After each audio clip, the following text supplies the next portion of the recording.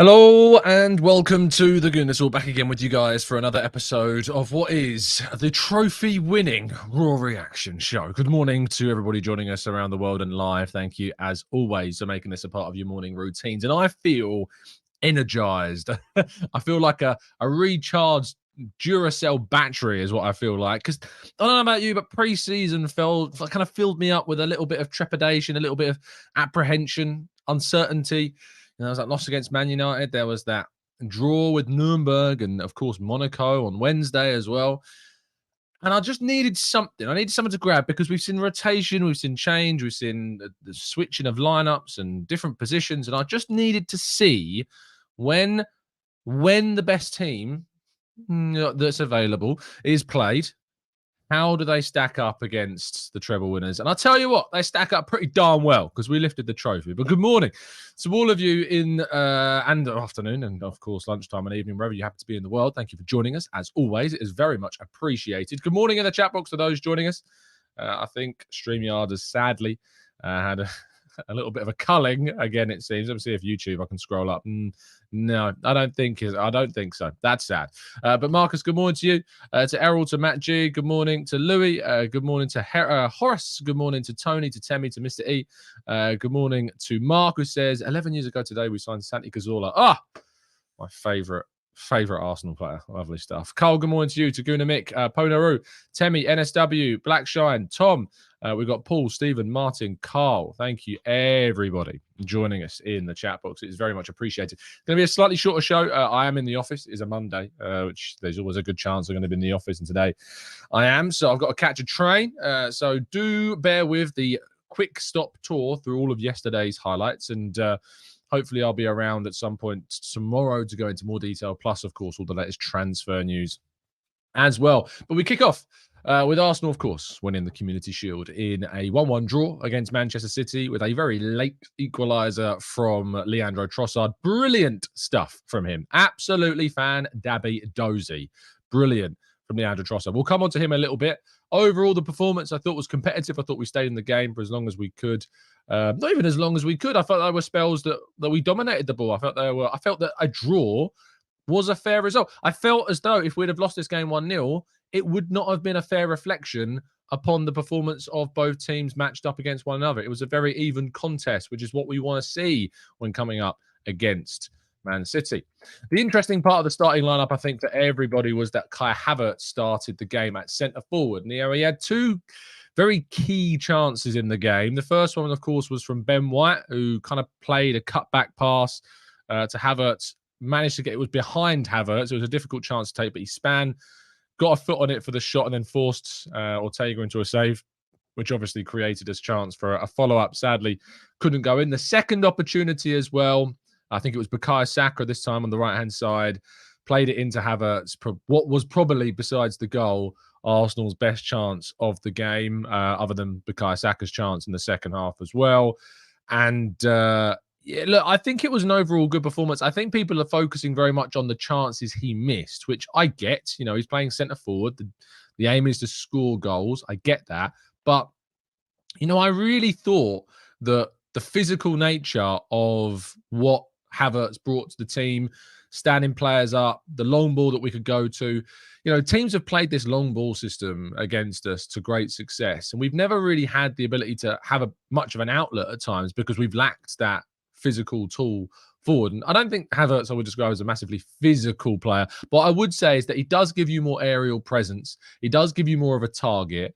And I think that starting him proved to be a good decision. I do think that Trossard, you know, should be in this team, and somehow fitting Trossard into the team is going to be something we talk about shortly. But I was overall pleased with Kai Havertz's performance. And I think for a first start at centre forward for Arsenal, gradually we're going to see this. And then we talk about Arsenal needing to bring in a striker. Maybe we've already signed a £65 million forward. Let's wait and see. I thought William Saliba was glorious. I'm just going to say those words. He was fantastic. And I was writing my winners and losers piece, and I uploaded it this morning, and I highlighted a few players. I didn't put William Saliba in my winners. I usually get 3 of each. And I kind of look back in reflection this morning, waking up, having written that piece yesterday, and like, I should have really found space for Saliba, but there was 3 other players that I wanted to give more of a shout out to. But Saliba was just brilliant. I saw a tweet from Sam Dean who said that despite Arsenal spending 200 odd million quid, the most important signing they might make this summer is renewing William Saliba's contract. And I certainly think that that is a fair and accurate assessment of the situation. Jurrien Timber's first trophy, I thought he too really, really good in that left back inverted position, really did draw in so many of the Man City players, the step overs and turns, the left, the rights. He's just like having a centre midfielder playing fullback.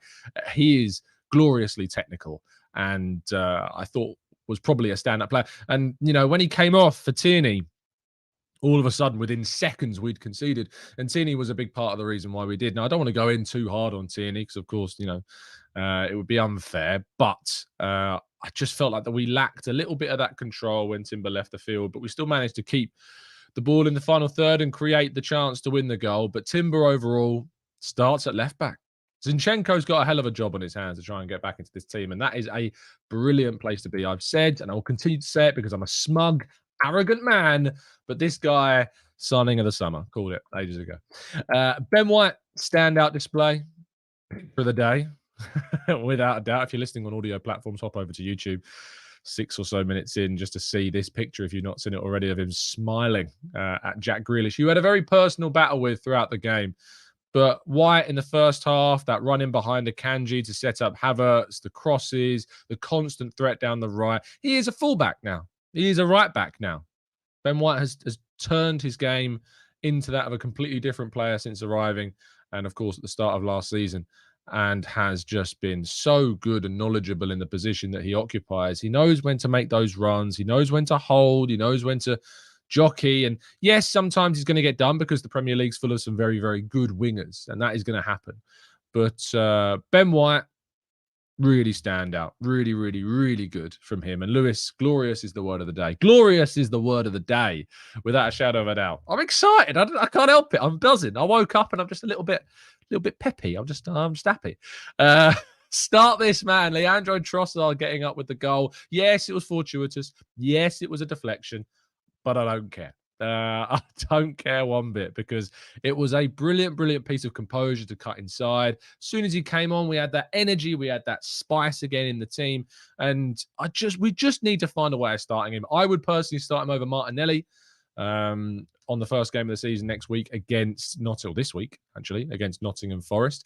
Whether it's over Havertz or Martinelli, I think he can go in front of either of those two, and we'd be arguably a slightly better team. He has to play. He absolutely has to play. This guy is stunningly good. Stunningly good. And what a moment to get. £27 million. Mykhailo Mudryk, eat your heart out, mate. Moving to Aaron Ramsdale, who has saved not 1, but 2 penalties in the space of just less than a week, winning 2 pieces of silverware thanks to his heroics in goal. And it's not just the penalties either. Not just the penalties, but it's also the saves he made. The first save, of course, that he made from, why has it escaped out of my head?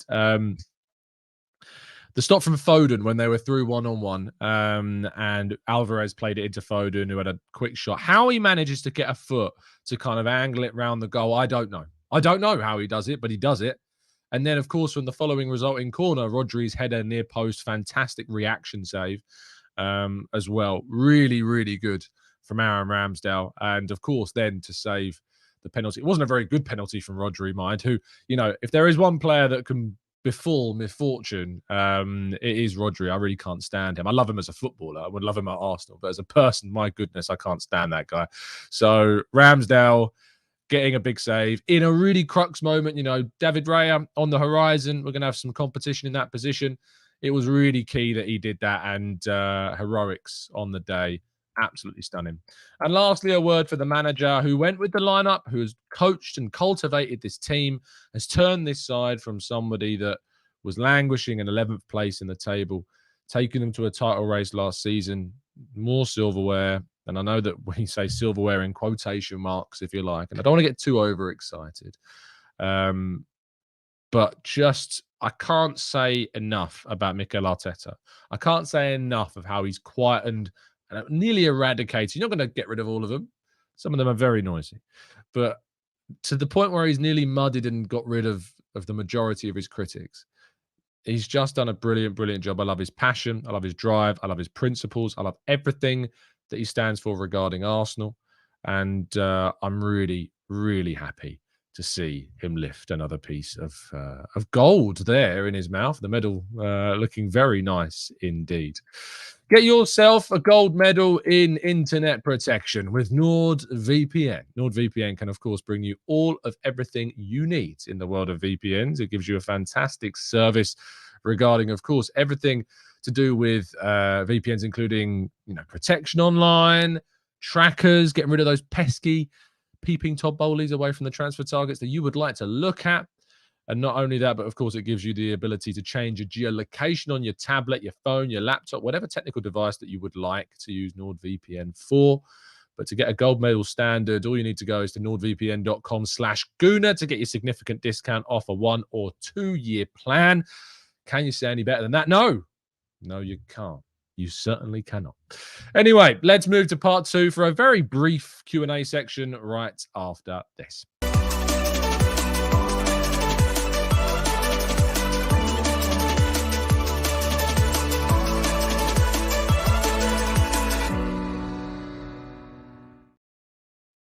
There is less than 1 week to go before our brilliant live events. I say brilliant, I know I'm hyping it up already, but it's great to see so many of you getting tickets. It's great to see that there's going to be so many of you at this event. There are still tickets available on the 13th of August at the Mildmay Club, Newington Green, London, near Highbury, of course. So if you're in the area on Sunday this week, then make sure you get your tickets, set your travel plans, get your timetables in order, get yourself down to what is hopefully going to be a big celebration after the Nottingham Forest game the day before. I'll be joined by Harry Symeou from the Chronicles of a Gooner, FK from Latte Firm, Mike Feinberg from the Gooner Spot, and Bailey Keogh from Your Boys and formerly of the Arsenal Way as well. Doors open 5 p.m. Show starts at 6. Get yourself a drink, sit down, enjoy yourself with some friends, bring your friends along and have a great evening talking about celebrating and having a lot of fun with the Arsenal. So I look forward to seeing so many of you there later on this week. As I said, it's going to be a very, very quick indeed Q&A. So let's not waste any time. Byron says, how was Rodri not shown 10 yellows? How good was Ødegaard? First question, don't know. Ludicrous decisions by the referee. B, how good was Ødegaard? I lose track of how good he is. I lose track of how good he is because I just constantly talk about how good he is that it becomes almost a little bit I don't want to say boring, but repetitive that I just say how good he is because you know how good he is. I know how good he is. We all know how good he is. He's just absolutely gloriously good. Bulgarian Gooner said, did Havertz's overall performance remind you of Giroud? I was pleasantly surprised. He lacks the physicality of Giroud, but I do see some of the parallels. I am a little bit always hesitant to kind of, do the whole Giroud or Ozil comparisons that some people make, but just having someone more heighty, that's not even a word, tall, someone more tall is definitely a benefit. RJM says, do you think we still need to strengthen at right wing with Vieira potentially looking like the backup option there? Yes, I do. I think Mohamed Kudus is still someone that we need to be trying to hijack the deal of. Yes, he's had an agreement. Well, Ajax have an agreement with Brighton. He did play actually for Ajax yesterday, despite the news that he had reached an agreement, or rather the Ajax have reached an agreement. So the door remains open. Arsenal need to find their way through it. Jonathan says, hey brother, good result. We had a great first half. Second half wasn't great. Stands out. All we need is a great striker. It's the missing piece. I just don't think I don't think the striker is there. I don't think the striker is there this summer. Sadly, if it was there and I really saw an option that I think we could go for this summer, absolutely. But I just don't think the striker is there in this market, sadly, for Arsenal. Constantine says, Harry Kane, 435 games for Tottenham, 0 trophies. Declan Rice, 1 game for Arsenal, 1 trophy. Simple as that. Fuad says, looks like Zinni is back with Timber playing really well. Do you bring Zinchenko straight away for the Forest game? No, I think you keep that same team. I'd play the same team bar Trossard. Get Trossard in that team. I don't care how. I don't care where. Just get Trossard in that team for the first game of the season. That's the only change I would make. Matt Alexander says, how annoying is Rio Ferdinand? Oh, yeah.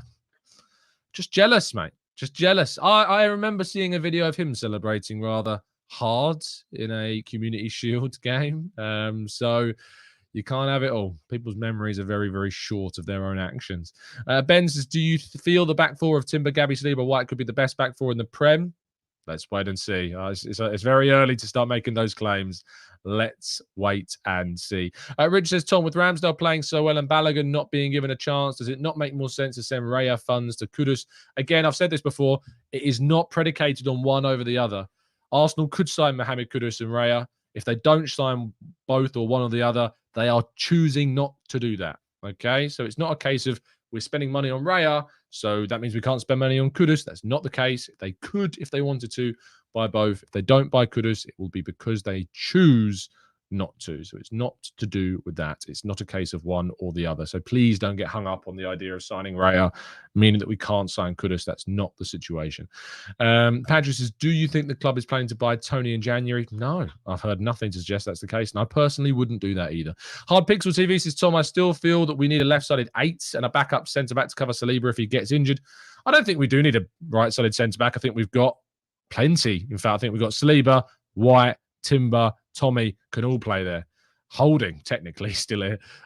5 options, if you like. Kivior has also played there. 6 options at right-sided centre-back. So, no, I don't think we need one of those. Manoush says, Tom, what do you think of the Havertz agenda? Some fans are disgraceful. I'm sorry, even if the guy will put his heart out on the pitch, they still pick on him. He's one of those players I think that's going to be an easy target for some supporters, sadly. I thought he had a good game. I was very happy with it. If he'd have scored, it would have been great, and he had 2 really good chances, and I'm sure more will come. He just needs to get that confidence, and I think that game will give him more confidence. I enjoyed some of the things that he did. He's not going to be your Trossard style of nippy, getting really energetic. Like he's just not that style. He's he brings you different qualities, and so yeah, let's hope that he improves and integrates more into the side. Nick says, what did you think of Arteta's subs? Did they have a big impact on the game? Interesting to see how they'll be used this season. Well, Trossard obviously came on and got us the goal that we needed, and we took off Gabriel. We then had more possession. We had Vieira coming on. Vieira, by the way, we've got to talk about Vieira scoring that penalty. This is a guy that has, let's be honest, by so many of us, by so many of you, been battered. Absolutely battered. Confidence is on the floor for Fabio Vieira. What a penalty. What an absolute penalty that was to win it for Arsenal. Fair play to that kid. And I hope he has a great season. I really hope that he has a great season. And Masibulele says, Stuart Atwell not booking City players. What was that about? Love those bright cameos from Smith Rowe, Trossard, Vieira, and Nketiah, though. Absolutely, yeah. Less said about the referee, the better. There's too many good things to be enjoying. Dan says, Havertz had a bad game. He cannot hold on to the ball as a striker. Did you watch the game? I don't understand this. People just pick and choose the things they want to see. He got tackled a couple of times. Sure, players get tackled. But did you not see the points where he brought the ball down, played it out to Martinelli on the left-hand side? Did you not see the points where he's holding the ball up in the box after Ben White plays a cross behind him, spins, strikes, difficult chance? It's like people pick and choose what they want to see. I wasn't that keen on the Kai Havertz signing, so instead, I'm just going to bash this guy into the ground. I just can't get my head around why we're so keen, and some people are so keen, to just batter some players just because they didn't want to see that player come in. Yeah, we need to be grounded. We need to be objective. This guy's only just arrived. Give him a bloody chance. And I think that's probably a good way to end the messaging of today's show. I know it's only been a short one, but I do need to head off to get into the office. So thank you to everybody that's tuned into today's show. It's very much appreciated. Do drop a like on the video. Subscribe to the channel if you're new around here. I will be live at 10 over on the Arsenal Way for some more chat about this game. So in just under 2 hours' time, I'll be back over on the Arsenal Way, so you can go and listen to me over there. But thank you so much for tuning in. Drop a like, subscribe, all that lovely stuff. Make sure you join us at the Mild Made Club in London on Sunday. If you're around in London, get your tickets down in the description. And as always, up the Arsenal.